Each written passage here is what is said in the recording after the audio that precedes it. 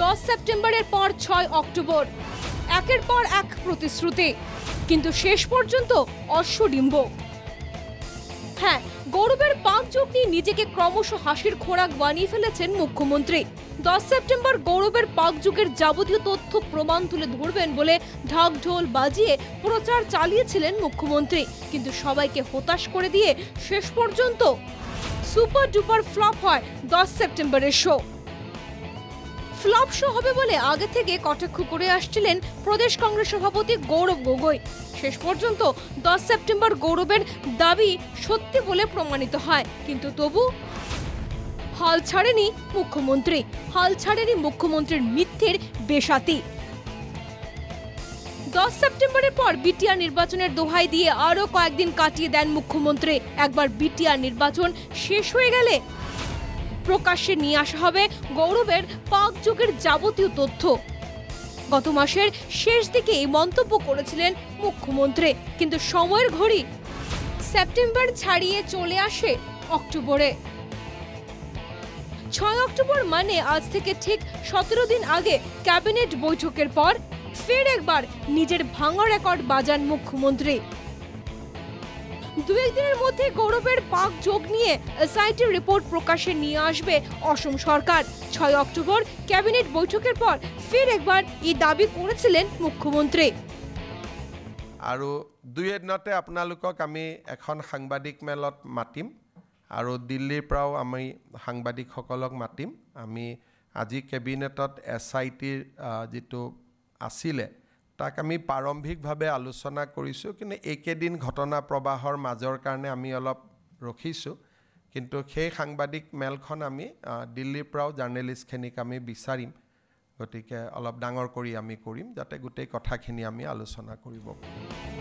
6 অক্টোবরে সেই ক্যাবিনেট বৈঠকে ঠিক কি বলেছিলেন মুখ্যমন্ত্রী আরো একবার শুনে নেওয়া যাক। আৰু দুই এদিনতে আপোনালোকক আমি এখন সাংবাদিক মেলত মাতিম আৰু দিল্লীৰ পৰাও আমি সাংবাদিকসকলক মাতিম। বিস্তারিত নয়, তথ্য সহ এসআইটি রিপোর্টের মূল বিষয়গুলিকে সামনে নিয়ে আসা হবে বলেও জানিয়েছিলেন মুখ্যমন্ত্রী। সো আমি আজি প্ৰাৰম্ভিক আলোচনা কৰিছোঁ, কিন্তু ফৰ্মেল আইটেম হিচাপে আমি এই ঘটনা প্ৰবাহটোৰ কাৰণে আমি ৰখি আছিলোঁ, নহ'লে আজি কৰিয়ে দিলোহেঁতেন আমি। কিন্তু সেইদিনাখন আপোনালোকে আগতীয়া জানিব আমি দিল্লীৰ পৰাও জাৰ্নেলিষ্টখিনিক মাতিম, কাৰণ তেওঁ যিহেতু পাৰ্লিয়ামেণ্টেৰো ডেপুটি লিডাৰ, গতিকে people from all over the country should know' the actual character. Government will make the gist of the report published, not the entire report, because there is many secret things are the statement of many people are involved. So, but we will publish the gist of the report, and documents annexed to that report will also be made available, so that you can judge the documents also. এখানেই শেষ নয়, প্রাথমিকভাবে যে report বেরিয়ে এসেছে এটা অত্যন্ত সংবেদনশীল বলেও মন্তব্য করেছিলেন মুখ্যমন্ত্রী। গৌরবের পাকযোগ নিয়ে এসআইটি যে রিপোর্ট তৈরি করেছে তা অত্যন্ত নিন্দনীয়। ভয়াবহ সব তথ্য রয়েছে এসআইটি রিপোর্টে, এমনই ইঙ্গিত দিয়েছিলেন মুখ্যমন্ত্রী। Yeah, today we have discussed informally. It's a very, very damaging report. I can only say it's a very, very damning and damaging report. So we want to share that with a larger crowd. It's a very bad report. Damaging and damning report. So আমি আজি প্ৰাৰম্ভিক আলোচনা কৰিছোঁ, কিন্তু অত্যন্ত সংবেদনশীল, নিন্দনীয়, ভয়াবহ সব তথ্য রয়েছে রিপোর্টে।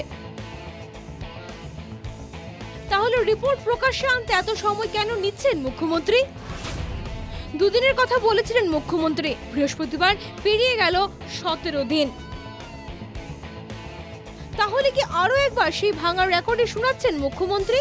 মজার ঘটনা হলো এসআইটির রিপোর্ট প্রকাশ্যে না আনলেও এই ফাঁকে এবার গৌরব পুত্রদের নিয়ে অত্যন্ত কুরুচিকর মন্তব্য করেছেন মুখ্যমন্ত্রী। গৌরবের পুত্ররা সর্ষের তেলের গুরুত্ব বুঝবে না, কারণ ইংল্যান্ডের মানুষ সেটা ব্যবহার করে না, আর তাই সন্দেহ প্রকট হয়। এবারও কি তাহলে আরো একবার ঢাকঢোল বাজানোর পর শেষ পর্যন্ত বিশাল একটা অশ্বডিম্ব প্রসব হবে না তো? এখানে এটা উল্লেখ করা যেতে পারে যে জুবিনের রহস্য মৃত্যুর তদন্তে থাকা মুখ্যমন্ত্রীর অতি ঘনিষ্ঠ হিসেবে পরিচিত এসডিজিপি মুন্না প্রসাদ গুপ্তা এই গৌরবের পাকযোগের তদন্তের দায়িত্বেও রয়েছেন। মুখ্যমন্ত্রীর ভিজিলেন্স সেল থেকে উঠিয়ে নিয়ে গুরুত্বপূর্ণ অতি সংবেদনশীল সব দায়িত্ব দেওয়া হচ্ছে তাকে, যাকে নিয়ে ইতিমধ্যে শুরু হয়েছে বিতর্ক। তাহলে কি গৌরবের পাকযোগের মতো জুবিন মামলাও ডাহা ফেল হবে না তো মুন্নার প্রসাদের থালা? এই মুহূর্তে এটাই লক্ষ টাকার প্রশ্ন। Bureau report NK TV Bangla.